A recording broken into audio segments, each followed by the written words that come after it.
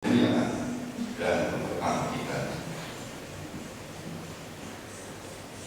Mari kita membayangkan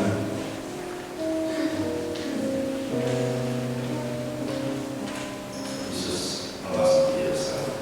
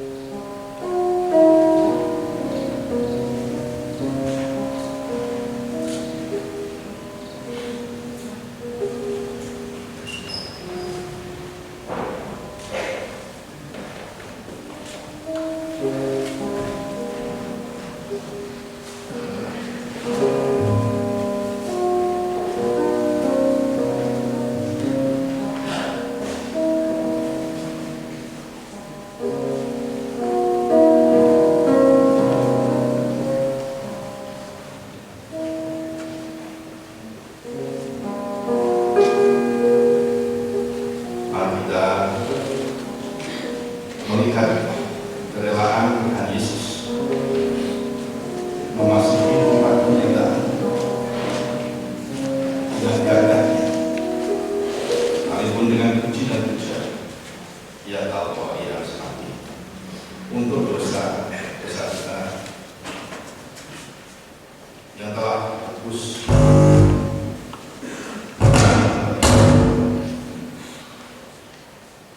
Oleh karena itu, marilah sama-sama kita mengaku dosa di hadapan Tuhan secara pribadi.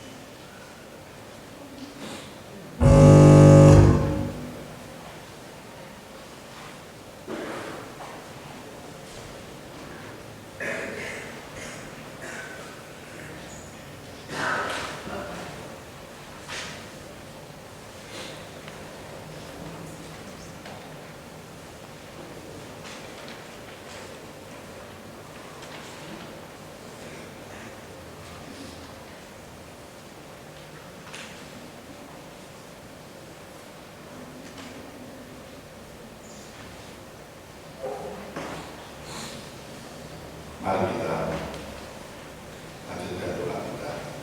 Bapa di surga, telah mendengar segala pengakuan kami secara pribadi. Kasih-Mu Tuhan sungguh melimpah hidup kami, tidak sepadan dengan kasih-Mu. Kami melihat kesengsaraan Tuhan harus dilakukan oleh karena dosa-dosa kami. Oleh karena itu Tuhan, ajar kami Tuhan untuk mengerti betapa besar cinta kasih-Mu kepada kami. Kami ingin menghayati kesengsaraan. Semoga kami bisa mendapatkan rahmat-Mu ya Tuhan. Dalam nama Yesus Kristus, Juru Selamat menebus kami yang hidup, kami berdoa. Amin. Jemaat 168 nama dan Tuhan.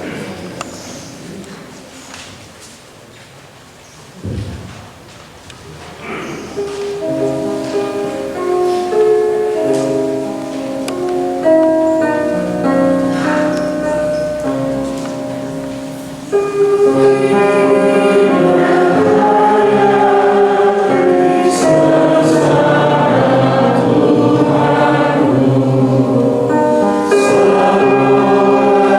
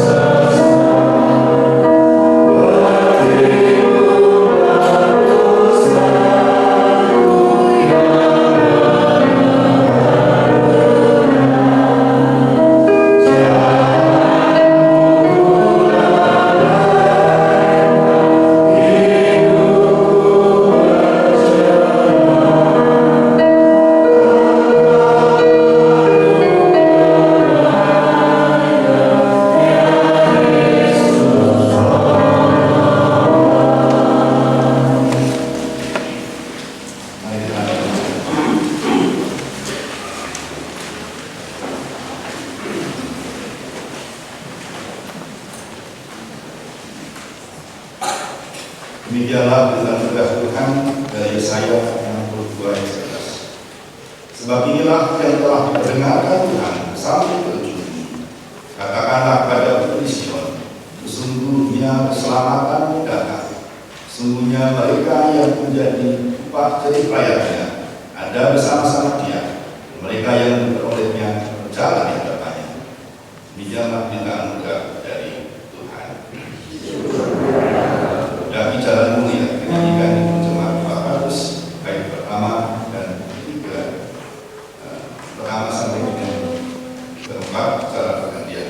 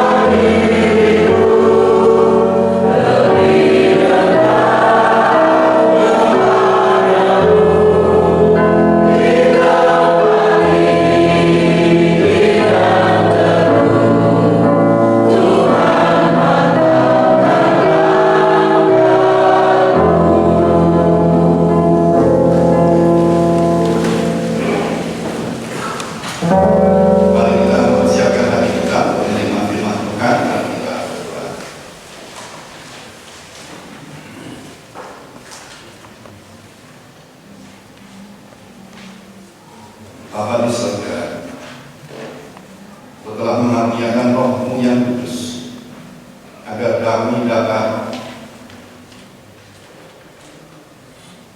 mengerti, dapat melakukan kehendak-Mu ya Tuhan.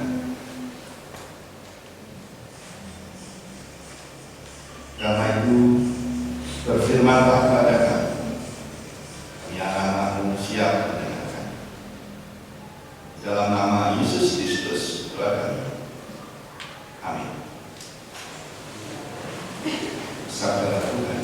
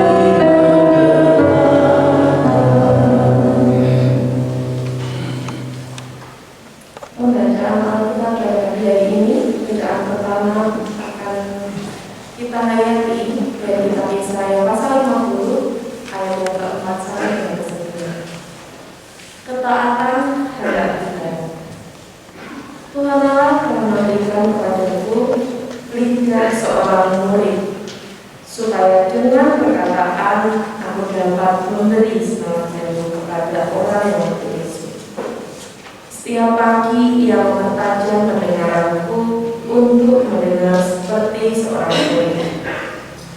Tuhan Allah telah membuka telingaku dan aku tidak memberontak, tidak berpaling ke belakang.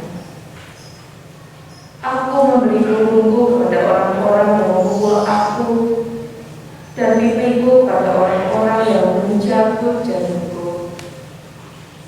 Aku tidak menyembunyikan mukaku ketika aku dinodai dan diluderi. Tetapi Tuhan Allah menolong aku, sebab itu aku tidak mendapat modal.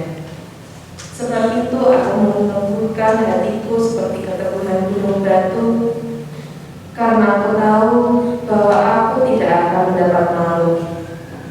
Dia yang menyatakan aku benar telah dekat. Siapakah yang berani membantah dengan aku? Marilah kita tampil bersama-sama. Siapakah lawanku berperkara? Biarlah ia mendekat padaku. Sesungguhnya Tuhan Allah menolong aku. Siapakah yang berani menyatakan aku bersalah?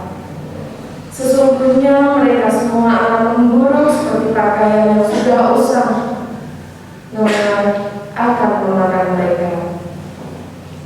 Demikian sabda Tuhan.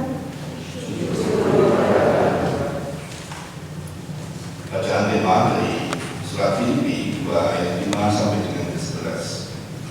Filipi 2 ayat 5 sampai dengan 11. Hendaklah kamu dalam hidupmu bersama menaruh pikiran dan perasaan yang terdapat juga dalam Kristus Yesus, yang walaupun dalam rupa Allah tidak menganggap kesetaraan dengan Allah itu sebagai milik yang harus dipertahankan, melainkan telah mengosongkan dirinya sendiri dan mengambil rupa seorang hamba dan menjadi sama dengan manusia. Dan dalam keadaan sebagai manusia, ia telah merendahkan dirinya dan taat sampai mati, bahkan sampai mati di kayu salib. Itulah sebabnya Allah sangat meninggikan dia dan mengaruniakan nama di atas segala nama, supaya dalam nama Yesus bertekuk-lutut segala yang ada di langit dan yang ada di atas bumi dan yang ada di bawah bumi. Demikianlah sabda Tuhan.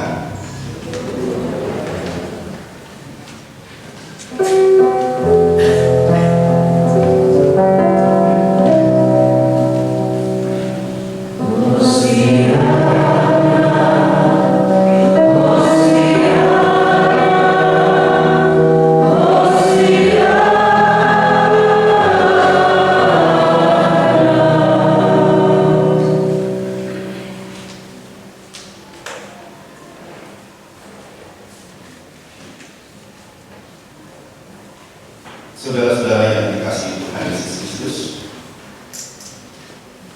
Shalom. Dulu biasanya kalau bulan pertama itu ada beberapa daun palem kemudian diayun-ayunkan, kemudian ada yang membawa kain atau benda-benda lain, arak-arakan masuk. Tapi kalau kita harus membawa sendiri-sendiri, kadang-kadang dia memaksakan diri memberi palem yang masih tunas atau masih baru, masih bibit, atau bahkan harus membeli, karena itu bukan tradisi kita memiliki palem di rumah masing-masing. Tapi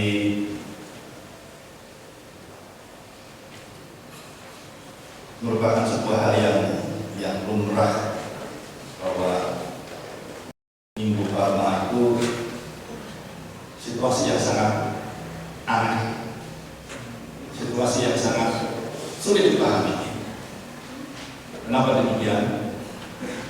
Karena itu adalah arak-arakan puji-pujian.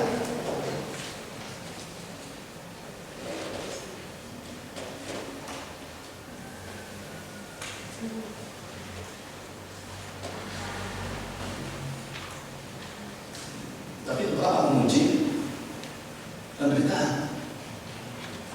Karena sesungguhnya ketika Yesus datang sebagai Raja Israel, dia akan menjadi Raja yang dimahkotai itu.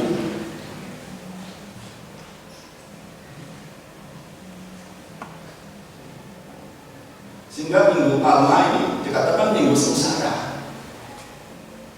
Tapi kenapa begitu meriah? Mari pada saat ini kita menempatkan hati dan pikiran kita saat ini merenungkan sungguh-sungguh tentang arti Minggu Sengsara. Kalau Yesus datang memasuki Yerusalem, dia bukan mencari jabatan atau ingin berlaga di kompetisi dunia, menjadi tokoh yang paling dipuji dan dipuja. Walaupun dia sudah melatih dirinya dengan melakukan banyak pemberian perbuatan baik sehingga pengikutnya lebih banyaknya. Tapi bukan itu tujuan. Tujuannya sama, melakukan kehendak Bapa. Jadi Yesus bukan mencari zona nyaman. Dan dalam dunia sekarang ini kan sering dikatakan kita harus keluar dari zona nyaman. Supaya apa? Supaya hidup kita menjadi lebih mudah. Karena dengan kita berjuang, dengan kita bekerja keras, dengan kita mau menyangkal diri, maka kita akan mendapatkan kekuatan, kita akan mendapatkan pengalaman, kita akan bisa mengatasi masalah, kita akan berhasil dalam usaha kita akan berhasil dalam hidup kita akan berhasil dalam keluarga kita, dan sebagainya dan sebagainya. Tapi benarkah sekedar itu tujuan kita menghindari zona nyaman? Atau sebaliknya justru kita mungkin lebih sering tetap berada dalam zona nyaman? Kalau misalnya kita diberi pilihan dua, apakah kita tetap di dalam zona nyaman atau kita keluar dari zona nyaman? Kira-kira dalam hati saja dijawab, kita termasuk yang mana?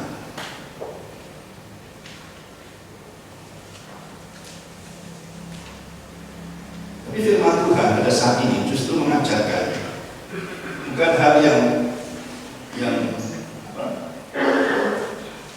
diduga-duga, justru hal yang luar biasa, bahwa hidup itu sebenarnya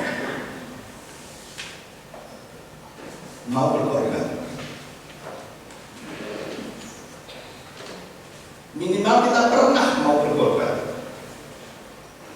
itu tentunya kan sangat bertentangan dengan zona nyaman.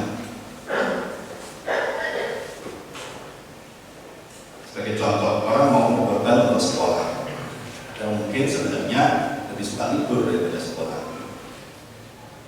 Kalau libur boleh begitu, akan mungkin kuliah sampai di perguruan tinggi. Kenapa?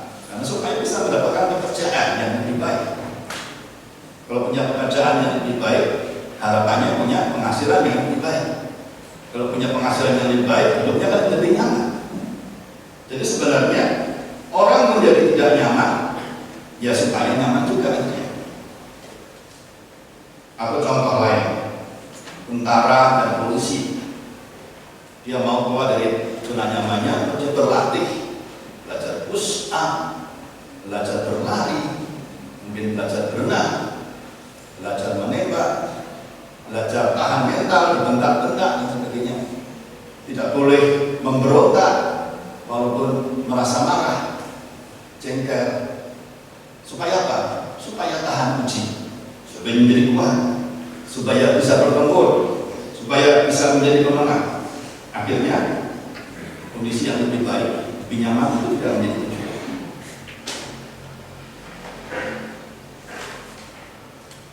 Atau seorang atlet belajar bertanding walaupun tidak menang kompetisi, pokoknya belajar sebaik-baiknya.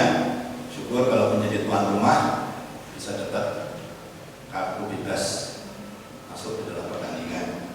Belajar sekuat-kuatnya. Supaya apa? Supaya bisa berlaga di kancah pertandingan itu. Kalau bisa ya kelas dunia. Ya walaupun tujuan tidak sampai, tapi kan maksudnya adalah supaya bisa tampil sebagai pemenang atau kalau tidak tampil sebagai peserta pertandingan dunia. Jadi selalu ada saja orang berkorban karena ada motif atau bahkan dikatakan berpamrih. Tapi ada juga orang yang berkorban karena semangat, karena memang cinta, karena memang sukacita. Contoh, pada waktu kita awal jatuh cinta, lalu pacaran, atau mengajak pacaran, kita berkorban waktu, berkorban dana, berkorban pikiran, berkorban dana, berkorban macam-macam. Tujuannya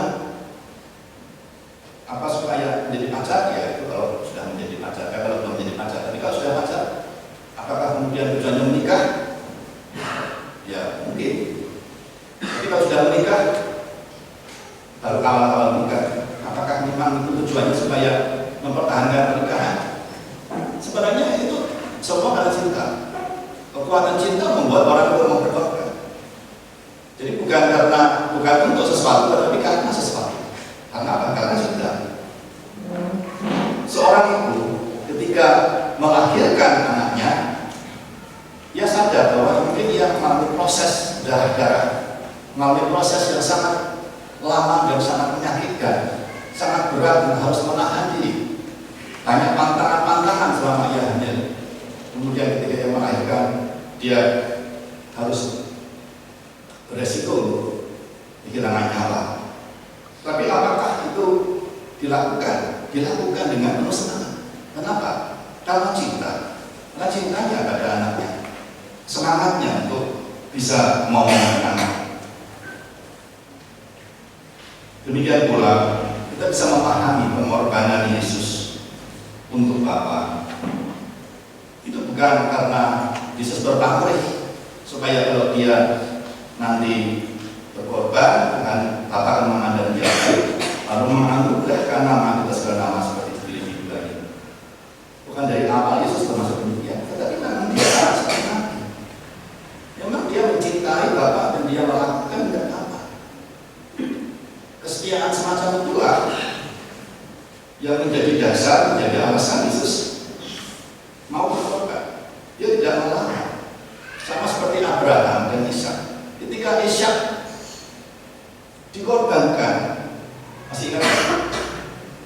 Ishak dikorbankan, jenazah naik gunung. Awalnya dia memahami bahwa akan ada domba yang dikorbankan, tapi kok tidak bawa domba. Ketika dia kemudian mau dikorbankan, pisau itu sudah siap untuk menyembelih Ishak. Kira-kira Ishak itu sudah diikat? Ya pasti sudah diikat. Lalu apakah kita membaca bahwa Ishak memberontak? Kalau Ishak tahu bahwa kemudian dia mau dikorbankan, sudah dibawa tali, kamu saja yang saya korbankan, mungkin dia akan lari-lari seperti Tom and Jerry gitu ya, kejar-kejaran dengan Abraham. Tidak. Biasa. Luar biasa Ishak itu. Itu saja bersimbol, hanya lambang dari Yesus Kristus yang menyediakan diri untuk dikorbankan. Dan Yesus Kristus mau berkorban, mau tidak memberontak, tidak melawan, sampai di Getsemani. Ia bergumul dan ia meminta kalau boleh jangan, tetapi ketika ia diteguhkan bahwa ia harus tetap melakukan panggilan itu, dia setia, tidak mau melawan dengan pedang dan sebagainya. Bahkan ketika sebelumnya Simon Petrus mengajar, ketika diberitahu tentang penderitaannya, Simon Petrus mengatakan, janganlah sekali-kali hal itu terjadi padamu. Jawab Yesus, pergilah iblis, karena kamu hanya memikirkan manusia, bukan yang dipikirkan oleh Allah. Hati dan pikirannya bukan hati dan pikiran Allah Bapa. Itu yang membedakan para muridnya pada waktu itu, sehingga mereka terpisah dengan Yesus ketika mereka menghadapi penderitaan. Karena dari hatinya, dari pikirannya, dari awalnya tidak memiliki hati Bapa, tidak memiliki hati Kristus, belum pada waktu itu. Sehingga Yesus harus hadir memberikan contoh yang sempurna. Nah, saudara-saudara yang dikasihi Tuhan Yesus Kristus,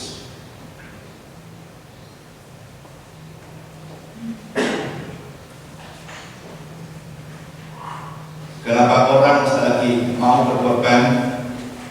Itu adalah karena hatinya ada hati Tuhan. Karena Tuhan sudah memberikan teladan, memberikan contoh mau berkorban. Ada orang yang mau berkorban, waktunya yang biasanya orang lain pakai untuk bersenang-senang, pakai untuk pelayanan. Majelis gereja mungkin tidak hanya hari Senin, tetapi hari-hari lain dengan banyak tugas-tugas mengambil bagian dalam pelayanan. Para pelayan ibadah yang berlatih musik, song leader dan sebagainya, mungkin tidak hanya pada hari Minggu, tapi hari-hari sebelumnya juga berlatih. Para komisi, orang-orang yang mengambil bagian dalam persekutuan pemuda, remaja, anak sekolah minggu, mereka banyak sekali berkorban waktu. Orang berkorban harta. Kalau saudara-saudara kita mungkin mempersembahkan 5% atau 2,5%. Tapi orang-orang percaya zaman Anjama mempersembahkan 10%. Apa nggak gila itu? Bahkan dikatakan mempersembahkan seluruh hidupnya sebagai persembahan yang sejati. Mana diri saya sendiri? Lalu orang-orang mempersembahkan teladan, karena kadang-kadang harus melayani dan keluarga harus bisa mengerti. Dan ada orang yang mempersembahkan bahkan hidupnya. Para misionaris, saudara-saudara yang sulit, yang mempersembahkan nyawa. Kenapa orang mau melakukan hal itu? Karena ada Kristus di dalam hatinya. Dan Kristus ada dalam hati manusia adalah sebuah jaminan bahwa dalam jiwa orang itu dia akan ikut napaktilas caranya Yesus. Ketika Yesus sampai ke surga, naik ke surga, dia naik ke surga. Tetapi ketika hatinya bukan hati Kristus, hatinya adalah hati iblis, dia akan turun ke tempat di mana iblis berada, yaitu kematian kekal. Itulah sebabnya kita perlu menjaga hati kita. Hati kita harus hati yang bersih, karena dalam hati yang kotor tidak bisa Tuhan memenuhi hati kita. Kalau hati kita dipenuhi dengan kekotoran, apakah itu kekotoran itu? Iri hati, kepahitan, dendam, kesombongan, hawa nafsu, keserakahan, pemberontakan, segala kejahatan hati harus ditinggalkan. Kosongkan dari segala yang kotor. Supaya apa? Supaya Tuhan memenuhinya. Nah, ketika Tuhan memenuhinya, jalan kita akan menjadi seperti jalan Kristus. Sekali lagi, jalan kita akan menjadi jalan Kristus. Jadi jangan kita bayangkan penggantian. Tuhan sudah mengampuni segala kesalahan kita, lalu kemudian kita diberkati, kita tidak mengalami masalah, kita akan hidup berkelimpahan. Tidak ada hidup napak tilas dalam Yesus, itu salah. Buktinya apa? Para murid, apa yang dialami para murid? Ya seperti itu, napak tilas itu punya hidupnya. Nah, saudara-saudara yang dikasihi Tuhan, maka Yesus pun datang menyucikan bait Allah. Itu sebenarnya bukan menyucikan bait Allahnya. Jadi bait Allahnya itu ada para penukar uang yang merupakan teman-temannya para imam untuk memeras jemaat, karena nilainya itu tidak sama, kemudian ditukar dengan keuntungan yang besar dari para imam atau para penjual ternak. Ya sudah sah, halal, tidak berkaca, tidak bercela, bisa masuk miliknya teman-temannya para imam. Bukan peternak dan penukar uang itu yang dibersihkan dari situ, tapi sebenarnya hati manusia yang bersih.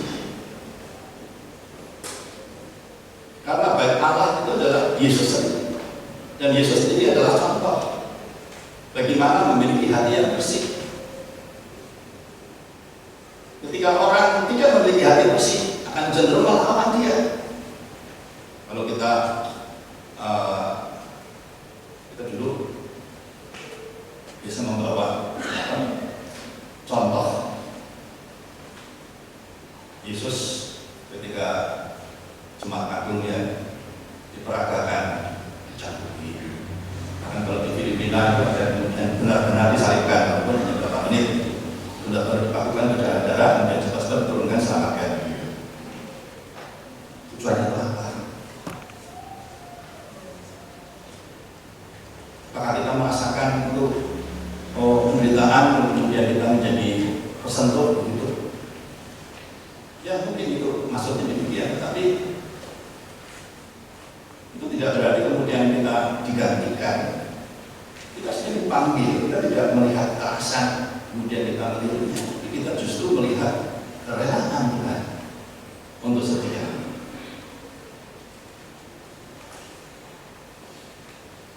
Yesus tidak mencari kekuasaan, dan dia tahu bahwa dengan dia melawan para teman-temannya, para imam, itu berarti dia bukan mendapatkan kekuasaan, dia mendapatkan penolakan. Dan setiap orang yang menolak para imam tidak akan bisa menjadi raja Israel, karena mereka begitu berkuasa dalam keagamaan. Imam agung itu lebih daripada imam besar di Indonesia, karena benar-benar dia menguasai agama Yahudi. Ketika mereka pun sudah melawan Yesus, sudah habis Yesus. Nah, sekarang kita lagi perhatikan yang namanya penderitaan pengorbanan, ternyata itu bukan sekedar berkorban selesai, karena kita merupakan sebuah dinamika. Orang mengalami kesusahan, orang juga mengalami kelegaan, bahkan kebangkitan. Makanya orang Jawa mengatakan hidup itu seperti congkongan gilingan, seperti roda pedati yang terus berputar, kadang di bawah, kadang di atas. Apakah memang seperti itu? Kita perhatikan apa yang dialami oleh Yesus. Yesus pertama kali dia banyak pengikut.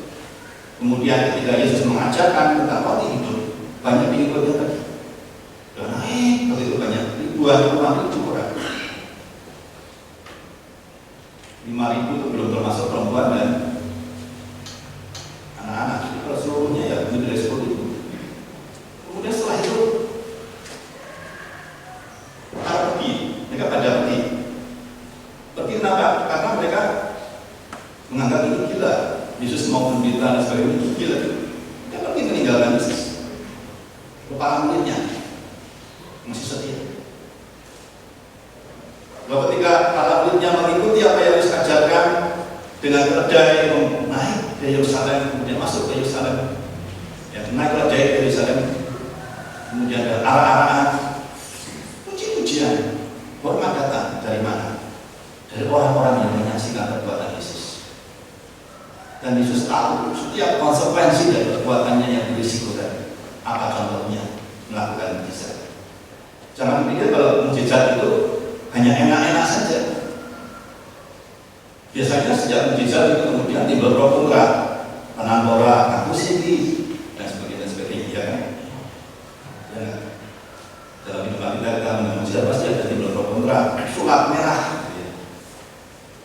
Pokoknya semua yang sifatnya mujizat itu ada risiko. Dan ketika dia menyembuhkan orang buta, ketika membangkitkan Lazarus, orang-orang kemudian melihat sosok Yesus sebagai sosok yang diikuti, bukan para imam. Nah, para imam kemudian berniat membunuh dia. Apakah Yesus tidak tahu itu? Tahu. Tapi apakah dia tetap membangkitkan Lazarus? Dia karena kasihnya kepada siapa? Tidak hanya kepada Lazarus, tapi kamu kepada Bapa.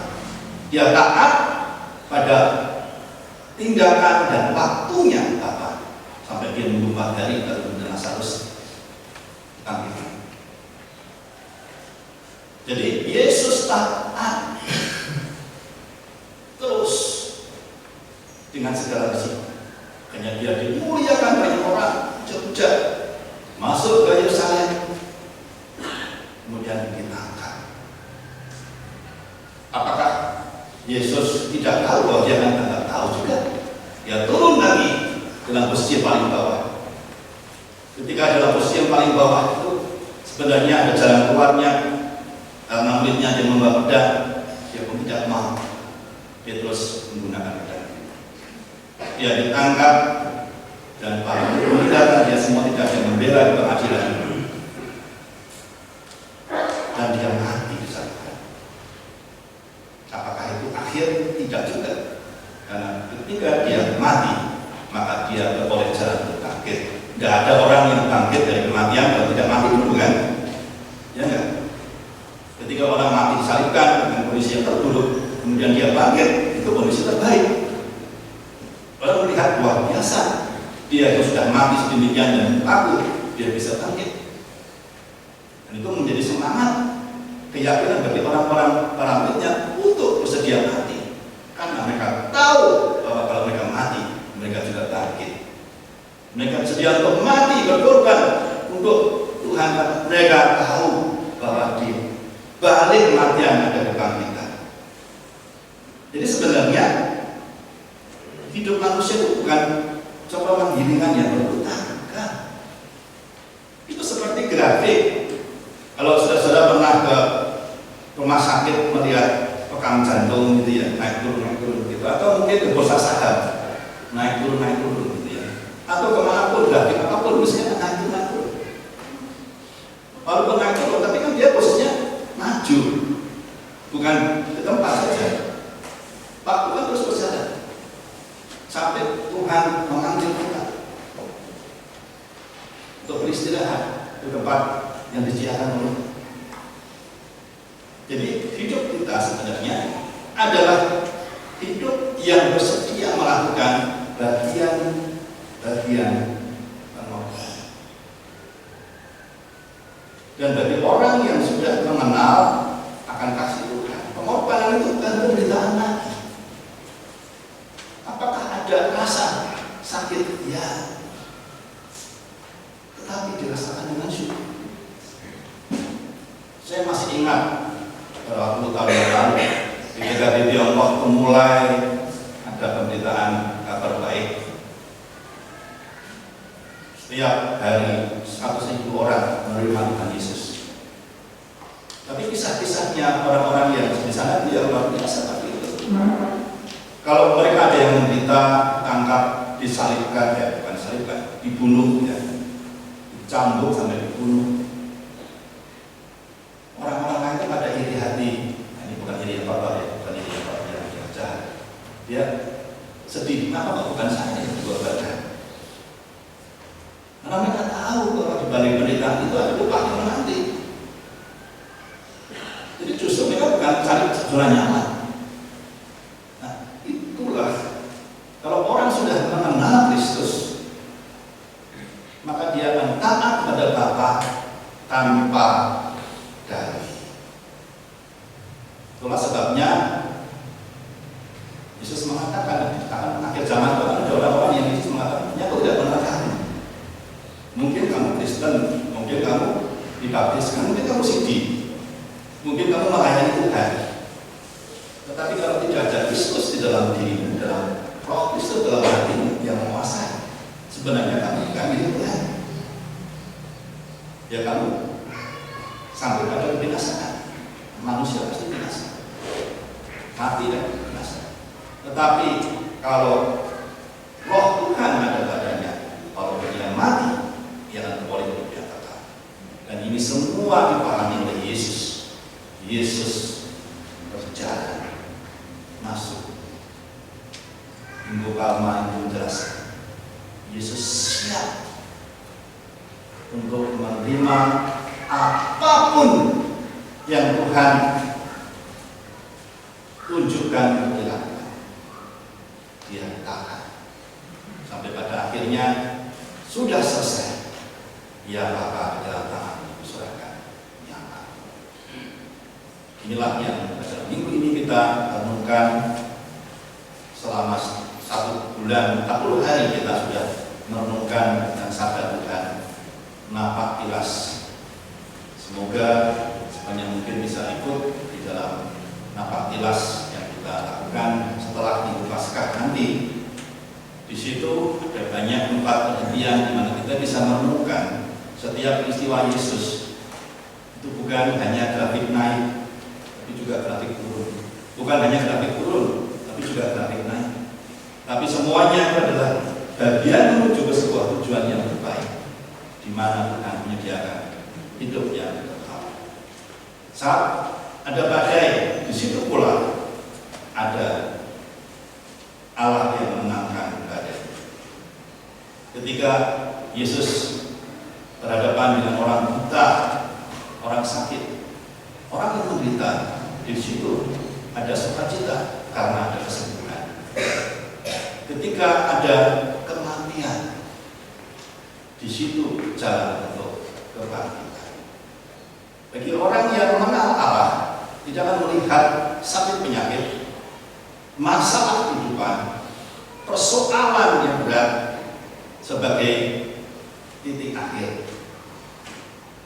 Bagi orang yang percaya bahwa Tuhan bersama dengan dia, akan melihat bahwa bagian demi bagian itu merupakan sebuah temuan cinta kasih Tuhan untuk menunjukkan sedemikian besarnya cinta kasih Allah kepada kita.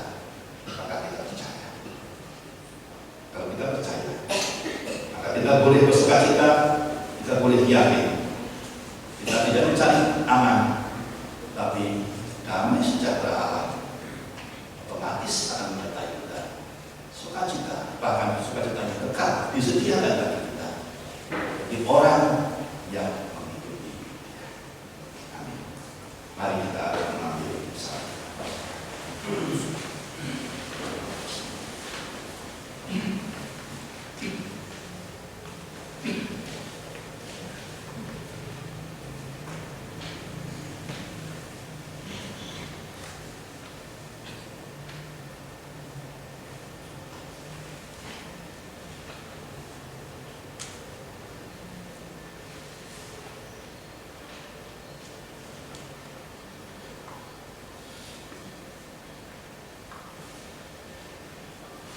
Mari kita berdoa.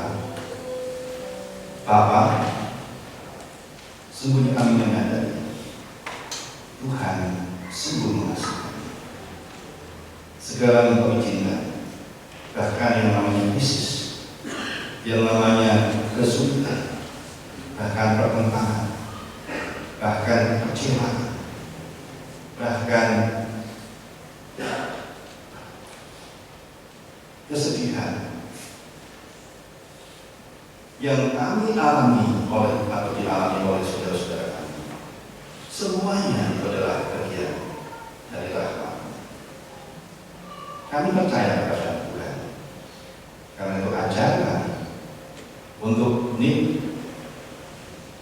nampak jelas meniti jalan salib ini, jalan via dolorosa, bukan menderita untuk mati saja, tapi menderita karena taat. Kalau Tuhan mengizinkan kami menderita, biarlah kami menderita. Kalau Tuhan mengizinkan kami untuk bersukacita, biarlah kami bersukacita.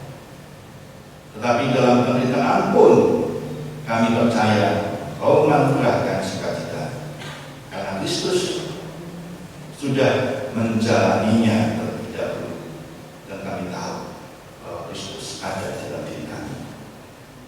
Bapak di surga, secara khusus kami ingatkan saudara kami yang tidak bisa ikut bersama-sama beribadah, secara khususnya secara tatap muka.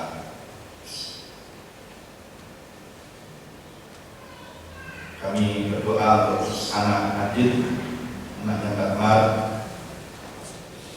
memberikan kesembuhan Tuhan dari kecelakaan, untuk juga memberikan kesembuhan untuk Iban dari Kamesa, dan kesehatan kembali Tuhan.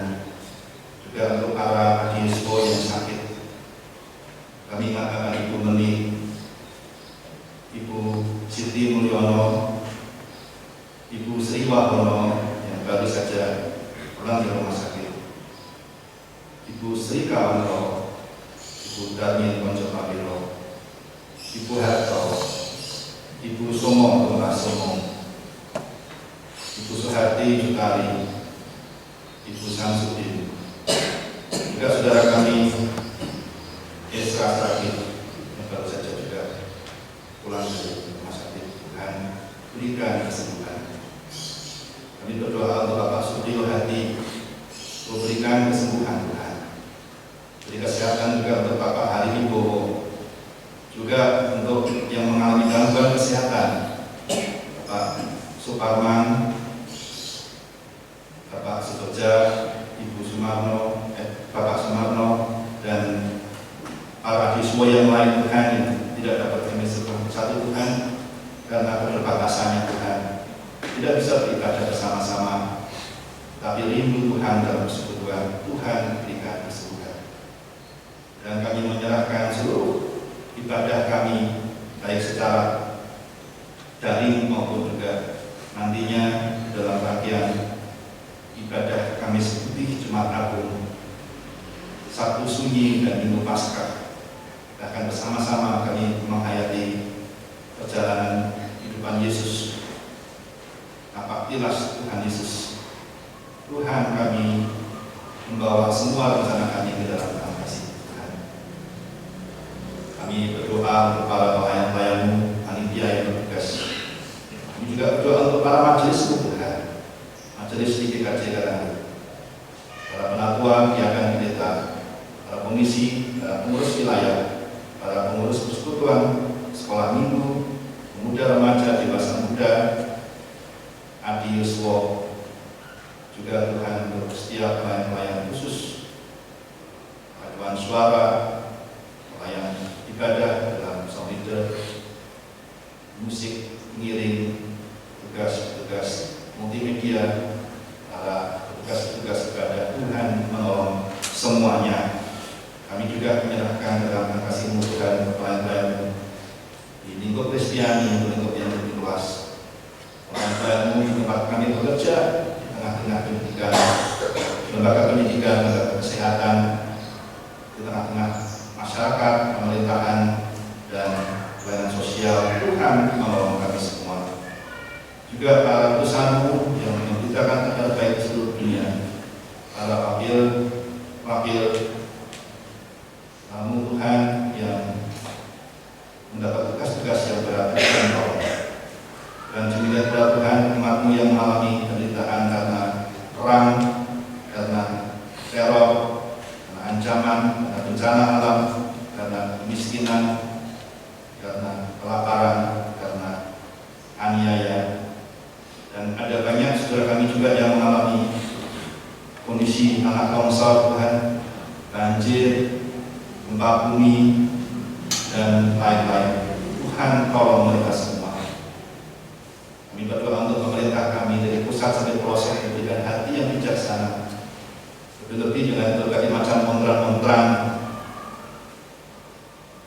pro kontra untuk berbagai masalah sosial dan politik. Tuhan yang memberikan hati yang adem, yang tenang, untuk kami bisa bersama-sama terus menjalani kehidupan yang lebih baik sesuai dengan rencana-Mu.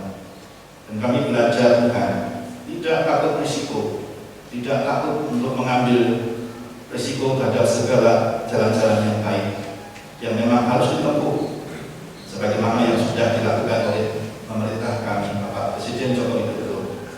Demikian pula Tuhan untuk kami semua, tidak kalah Tuhan di dalam berani menerima risiko, karena Tuhan Yesus yang ada bersama dengan kami. Bila kami hati yang bijaksana Tuhan, supaya apa yang kami lakukan adalah yang terbaik. Kami menyerahkan untuk setiap panitia yang ada di GKJ Karawalit, untuk setiap keluarga yang terbeban berat di dalam segala permasalahannya.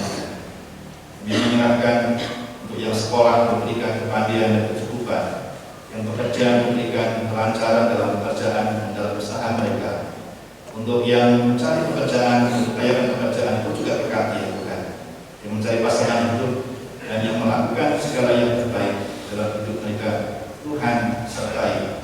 Dan bagi yang belum memiliki hati untuk Tuhan, masih memiliki hati yang kotor, yang dipenuhi oleh segala ego atau kepentingan diri sendiri, Tuhan juga hadir mengingatkan dan mengetuk pintu hatinya, sehingga Tuhan pun bisa hadir dalam hidup mereka. Menyerahkan seluruh hidup kami ke dalam kasih-Mu Tuhan, sebagaimana Yesus juga selalu menyerahkan kepada Bapa di surga. Dan demikian pula kami berdoa dengan menyanyikan Bapa kami.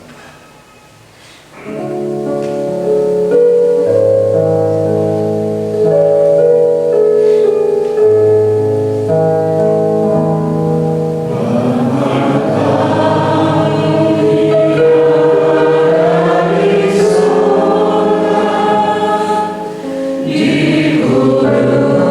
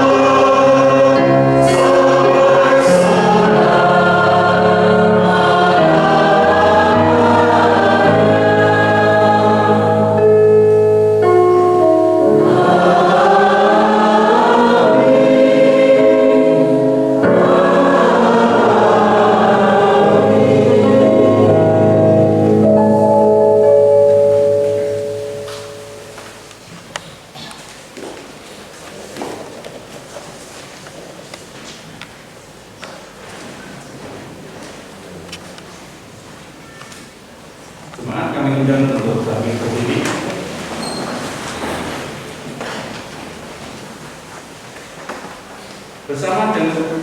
Bersama dengan jemaat Allah di sepanjang masa, mari kita ikatkan dan kita teguhkan kembali akan apa yang kita imani dengan bersama mengucapkan pengakuan iman rasuli yang demikian. Aku percaya kepada Allah Bapa yang Maha Kuasa, Khalil langit dan bumi, dan kepada Yesus Kristus, Anaknya yang tunggal Tuhan kita, yang dikandung daripada Roh Kudus, lahir dari anak darah Maria, yang menderita di bawah pemerintahan Pontius Pilatus, disalibkan, mati dan dikuburkan, turun ke dalam kerajaan maut. Pada hari yang ketiga bangkit pula dari antara orang mati, naik ke surga, duduk di sebelah kanan Allah Bapa yang Maha Kuasa, dan akan datang dari sana untuk menghakimi orang yang hidup dan mati. Aku percaya kepada Roh Kudus, Gereja yang suci dan am, persekutuan orang kudus, pengampunan dosa, kebangkitan daging, dan hidup yang kekal. Jemaat dipersilakan duduk kembali.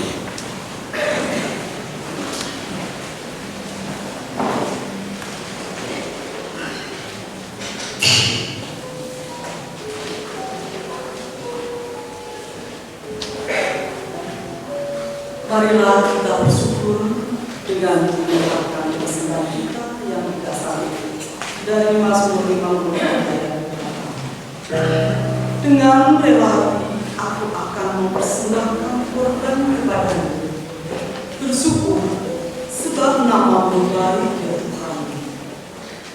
Sambil kami berdiri dalam jiwa dan berjemaat berjamaah satu seterusnya dan secukupnya. Mari kita baca surat.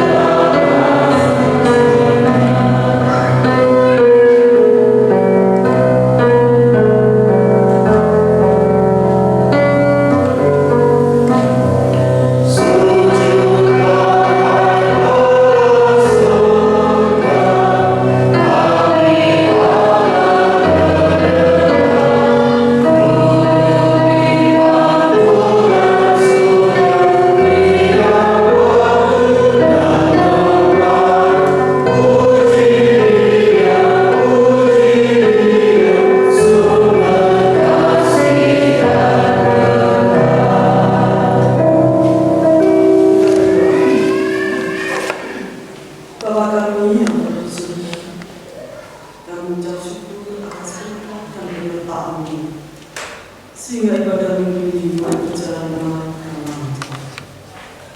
Kami juga mengucap syukur dan berterima kasih atas kesempatan yang diberikan pada kami saat ini, di mana kami boleh mengumpulkan persembahan kami, yaitu sebagian dari berkat yang melimpahkan pada kami. Kiranya Tuhan berkati, Tuhan sucikan dan kuduskan persembahan kami, baik persembahan mingguan, persembahan bulanan, atau persembahan minggu dan lainnya, sehingga persembahan ini boleh berguna bagi pelayanan di gereja ini.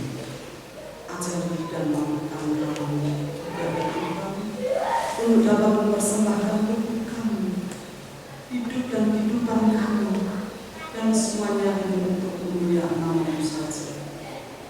Bagi saudara kami yang dipercaya membawa persembahan kami, kiranya Tuhan berikan kemampuan, Tuhan berikan kebijaksanaan sehingga boleh mengelola persembahan ini dengan penuh tanggung jawab, seturut dengan kehendak-Mu saja. Ampuni segala dosa dan kesalahan kami, Tuhan, dan sebentar ibadah akan usai, kami akan lanjutkan hidup kami keseharian. Kiranya Tuhan senantiasa sertai dan berkati kami. Kami juga mengucap syukur atas firman yang Tuhan taburkan oleh Bapak Pendeta dan Tuhan. Kiranya firman boleh menjadi pelita bagi hidup kami dan boleh menerangi jalan kami dan juga menguatkan iman kami kepada Tuhan. Hanya di dalam nama Tuhan Yesus doa ini kami panjatkan. Amin.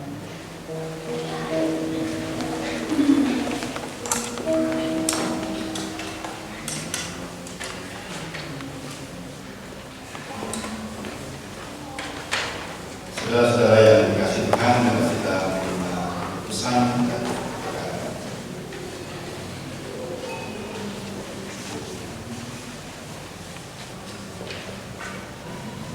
Pulanglah dalam sukacita sambil terus berjuang menghadirkan kebenaran Kristus.